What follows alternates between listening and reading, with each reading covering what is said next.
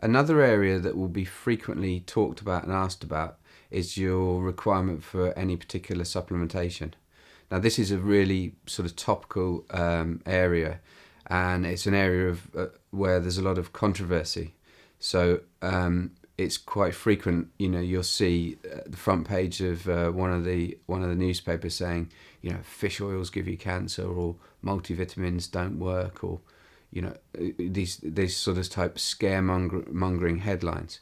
So what we need to do is really look below those and see, one is how have they interpreted the studies where they're making the claims from, and is that probably in many cases bad science.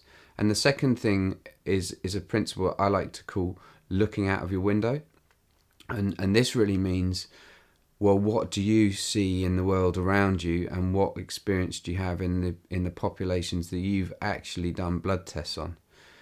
So it's all very well reading studies, but what I can tell you is, I've been doing blood tests on elite athletes and individuals over the last sort of 12 years, and I frequently see deficiencies in key vitamins, minerals, and so on. And I'm going to talk about the common ones in a moment.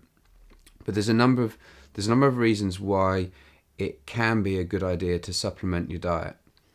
And one of the key areas which would deem supplementation necessary would be if you were eating less total calories than your body requires, in order, say, for example, to drop your fat percentage down. Or another reason for potential supplementation would be if you're doing a huge amount of exercise, so your requirement for nutrients and your nutrient turnover is much, much higher in that situation. So both of those situations would be, I would suggest, a prudent use of a good quality multivitamin, just as a blanket insurance policy against potential deficiencies. One thing you can do is when you've done your food diary, is that basic application MyFitnessPal will look at some of the common nutrients such as vitamin C, vitamin A, calcium, and so on. And one thing that I've noticed is that people following a high protein diet, like a paleo type diet, can quite frequently come up short in terms of minerals like calcium.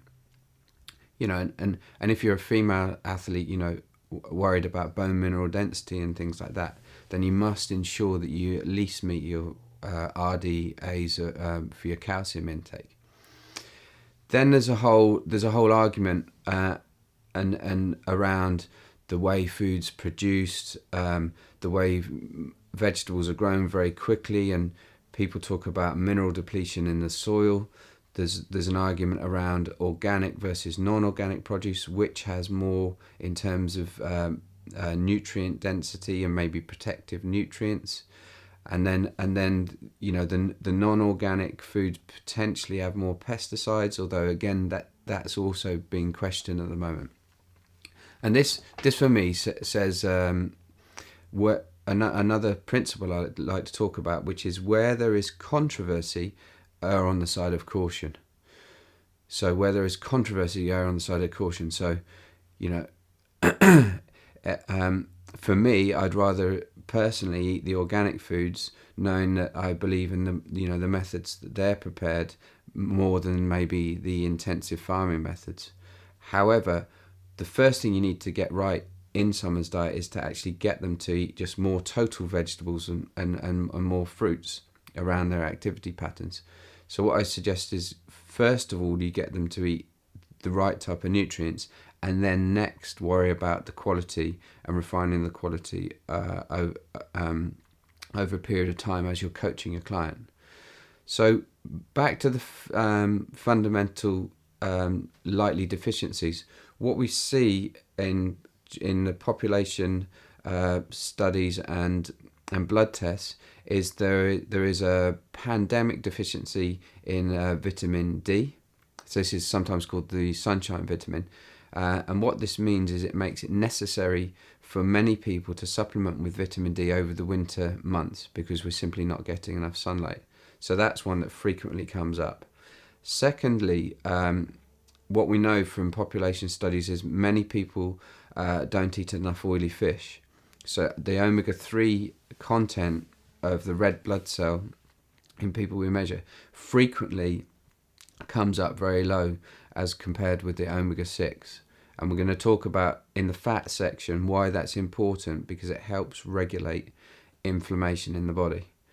And then there'll be a whole mixture of other nutrients which will depend on the quality of someone's diet. So B12 can often be a little bit on the low side. Folate can be a little bit low. Minerals like magnesium can often come up low if people don't like eating vegetables, nuts and seeds, and then maybe eat too much in the way of refined carbohydrates. So the take-home message in this section is supplementation is often necessary. The best way to know if you need a supplement is to get your blood measured to see what your levels are. Generally, if you're entering a state of doing more activity or eating less calories than your body requires, then a safe bet is to take a good quality multivitamin and mineral. And if you really don't like eating oily fish, then you may need to supplement with some type of fish oil. And vitamin D becomes much more important in the winter months. And then there's other supplements like protein powders, green tea extract, greens powders, and other bits and pieces. We're going to cover those in much more detail in the supplements section. But for now, if you stick to those recommendations around a good quality multivitamin, prudent use of fish oil on days when you're not eating too much oily fish, and then periodizing your vitamin D intake when in the absence of sufficient sun exposure.